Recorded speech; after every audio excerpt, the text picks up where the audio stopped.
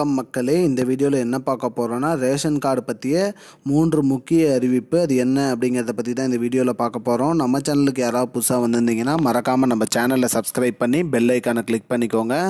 இந்த வீடியோவுக்கு ஒரே ஒரு லைக்கை மட்டும் கொடுத்துருங்க. வாங்க வீடியோக்குள்ளே போகலாம். பொதுவாக தமிழ்நாட்டில் ரேஷன் கார்டு அனைவருமே பயன்படுத்தி வராங்க. மேலும் அரசாங்கம் மலிவு விலையில் பொருட்கள் வழங்கி வருவதனால மக்கள் அனைவருமே ரேஷன் கடைக்கு சென்று பொருட்கள் வாங்கி வராங்க. இதில் இந்த கைரேகை விரல் ரேகை கட்டாயம் பதியணும் அப்படிங்கிற மாதிரி சொல்லியிருந்தாங்க. அதற்கு அரசாங்கம் இப்போ ஒரு நடவடிக்கை எடுத்திருக்காங்க. என்ன சொல்லியிருக்காங்கன்னு பார்த்தீங்கன்னா, உங்களுக்கு எப்போ நேரம் கிடைக்குமோ அப்போ நீங்கள் சென்று ரேஷன் கடையில் உங்களோட விரல் ரேகை பதிஞ்சிடணும் அப்படிங்கிற மாதிரி சொல்லியிருக்காங்க. இதற்கு கால அவகாசம் இத்தனை நாளைக்குள்ளே பண்ணோம் அப்படிங்கிற மாதிரி சொல்லலை.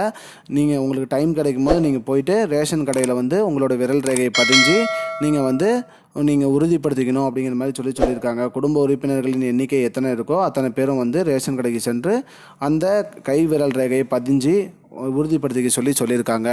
மேலும் ஒரே நாடு ஒரே ரேஷன் திட்டத்தின் கீழ் பொருட்கள் நிறைய பேர் பொருட்கள் வழங்குறதில்லைன்னு சொல்லி கம்ப்ளைண்ட் பண்ணியிருக்காங்க. அதற்கும் அரசு நடவடிக்கை எடுத்திருக்காங்க.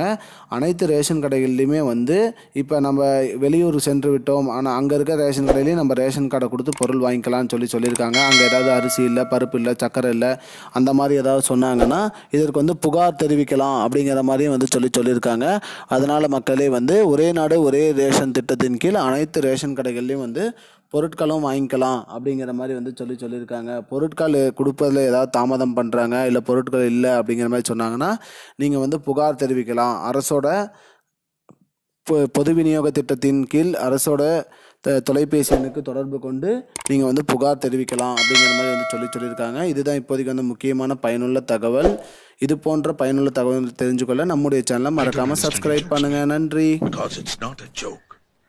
முன்ன பின்ன தெரியாத ஒரு பையனுக்காக விடுற அந்த மனசு இருக்க, அதான் கடவுள்.